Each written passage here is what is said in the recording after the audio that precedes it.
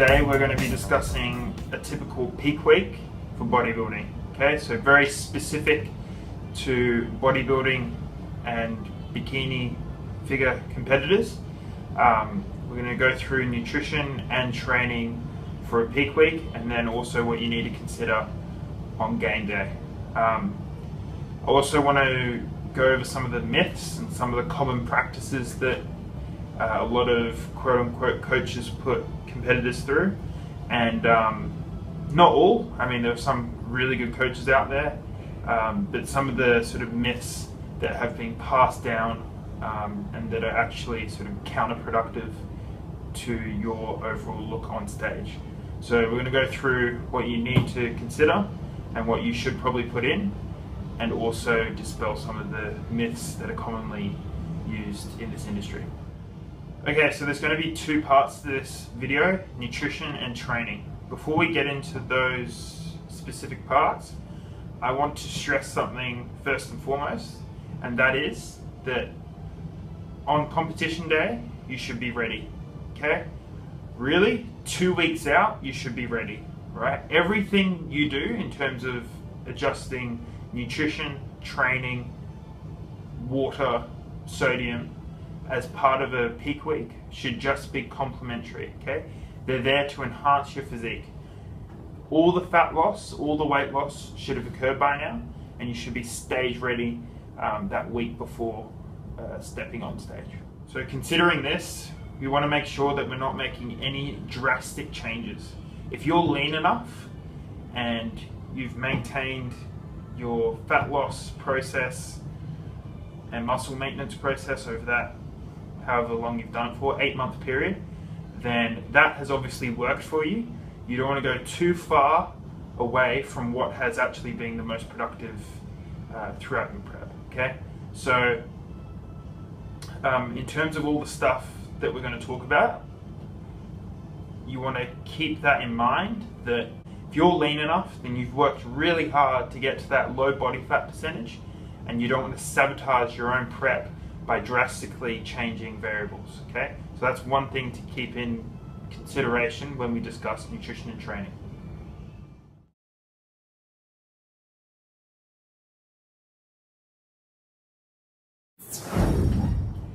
Okay guys, so let's go through nutrition first. One thing I want you guys to keep in mind is that I've done trial and error for all these manipulation strategies myself, okay? So I did 3 shows in my competitive season last year, and these practices were refined, and I got better and better at my peak week as my competitive season came to an end. So for that last show, I think I had it down pat, and I think it was all these things are really going to help.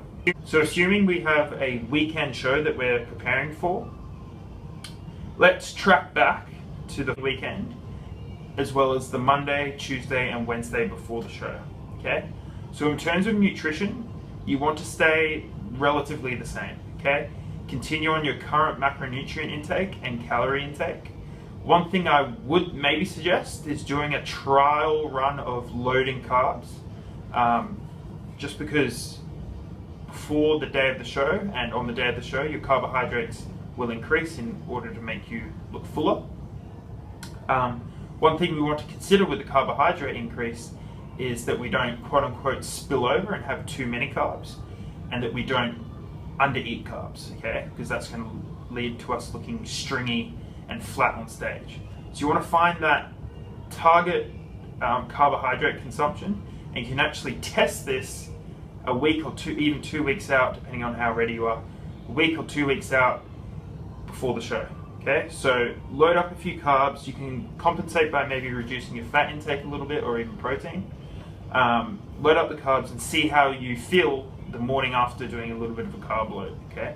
If you seem to have spilled over a bit, you might want to make sure you taper back on that carbohydrate consumption the day before the day of the show. If you still look flat, then hey, maybe your body needs a few more grams of carbs in order to get that full look. So that's one thing to consider. For the most part, guys, our macronutrients are going to stay the same, okay? You want to keep it relatively stable for that half a week before competition. Okay, now the half week before competition, so the second half of that week, so Thursday through to Saturday, that's when we start manipulating all our variables. Okay, so the variables we're going to consider in this video: sodium, water, and carbohydrates. Okay, now there are many myths about how to actually manipulate these effectively, and we're going to go over some of those right now. So the first myth we should go over, and probably one of the most dangerous practices that I've heard about and seen people do, is water cutting. Now, water is actually very beneficial in terms of making you look full and making you look vascular and your best on stage. Okay. Now the theory with a water cut is to reduce that extracellular fluid and therefore make you look more dry on stage.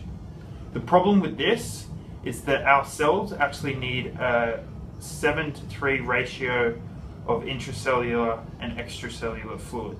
What this means is that in order to maintain homeostasis, if you're taking away water from the diet, yes, you'll reduce extracellular fluid, but in turn, you're also going to reduce intracellular fluid, which is what gives your muscles that full and sort of filled out look.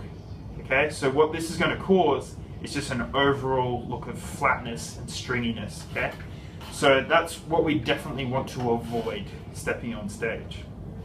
So my advice in terms of water is to keep it relatively stable.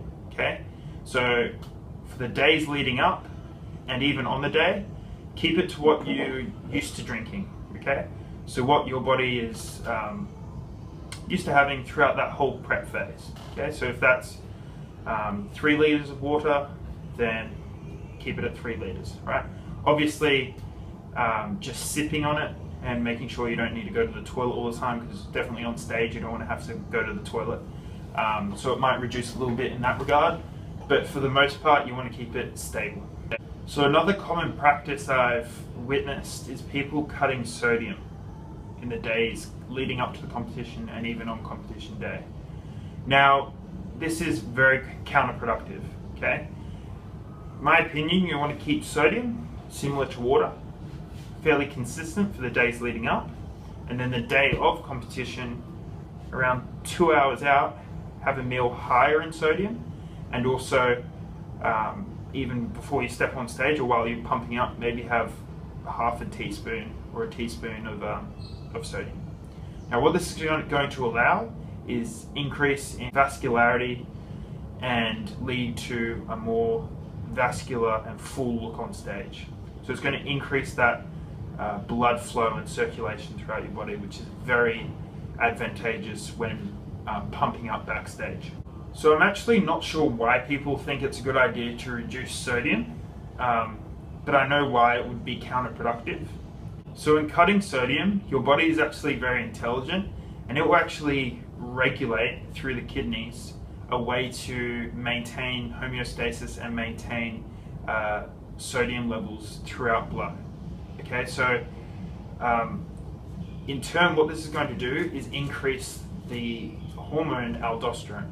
Okay, so aldosterone is a regulatory hormone controlling blood volume levels. So if you cut out sodium, you will release aldosterone in order to increase the uptake of sodium throughout the blood. What this is going to do is increase water retention, which is exactly what we want to avoid. Okay, we want to avoid that soft look on stage. So this is really proven, and a lot of competitors see this in that cheat meal after a competition. So if they've depleted sodium and they no longer have, or they've drawn water into that subcutaneous layer, after the competition, they go out and eat a high sodium meal, and that process reverses, and people actually find they look better after having a quote-unquote cheat meal after their competition. Now, in theory, why don't we just place that cheat meal maybe with less slightly less calorie dense foods 2 hours before competition and increase vascularity on stage. Okay, so that's the idea of a slight increase in sodium before you step on stage, but for the most part, keep it all the same. Okay, now let's talk about carbohydrates the days before and day of competition. Days before competition, you may have a taper down in carbohydrates.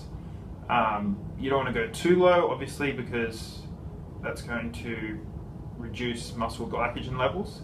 But you want to have a steady consumption of carbohydrates, or a moderate consumption of carbohydrates, up until 2 days out. The day before, you may consider increasing carbs, depending on how you're looking. It's very much trial and error here. If you seem flat, then possibly having a high-ish carb meal the night before is a good idea. But if you're looking, you probably won't be looking spilled over. If you wake up spilled over, then there's a likelihood that you'll need to reduce your carbs up until the show. Having said that, keep it fairly constant.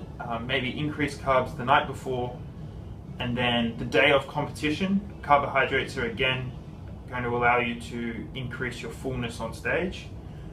So you want to think about having 30 to 80 grams, depending on your lean muscle mass. You want to have 30 to 80 grams every 2 hours before the comp. Every 2 hours before the comp, and then 2 hours before stepping on stage, consider having a high carb, low fat, moderate protein meal that's also higher in sodium. And then continuing on with this nutrition before you step on stage, you also want to consider eating something relatively high carb an hour before, and even 30 minutes before while you're pumping up. And then 5 minutes before you step on stage, I actually had half a Snickers bar, just to increase overall energy levels and replenish muscle glycogen, and that actually seemed to allow me to enhance my pump and look very full on stage.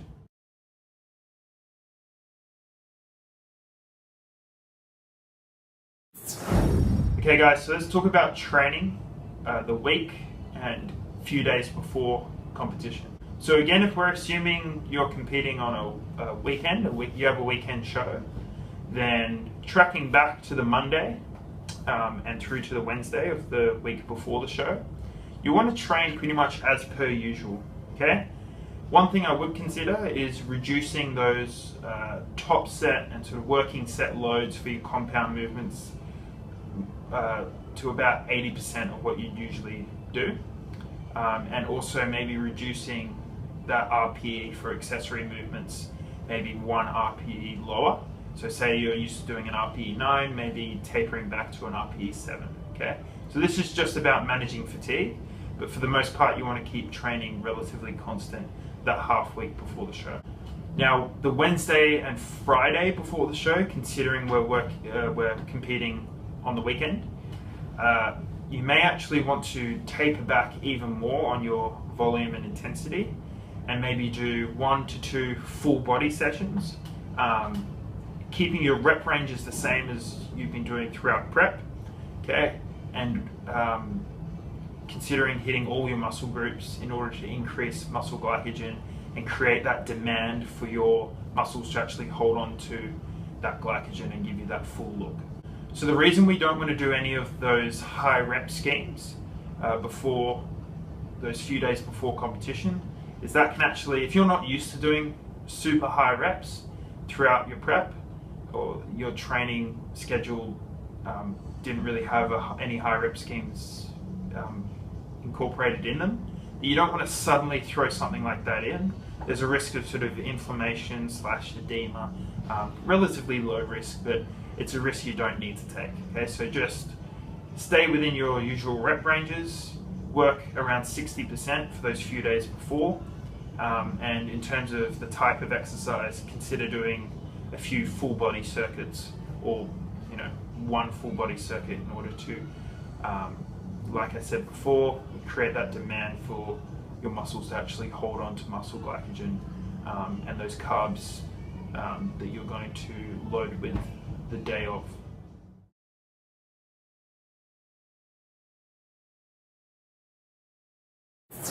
Okay, another thing I wanted to add in terms of nutrition and training before you step on stage is to try to avoid, in terms of nutrition, try to avoid bulky fibrous foods the day of comp.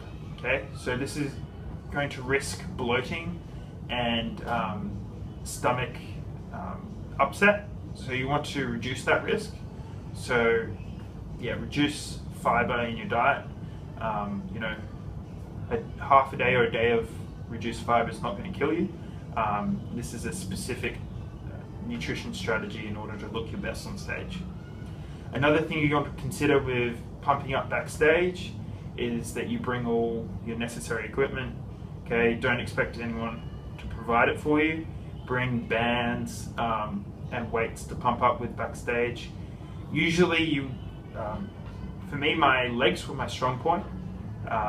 If anything, they would almost overpower my upper body. And I think this is the case for a lot of people. You don't want to spend too much time forcing blood through your legs.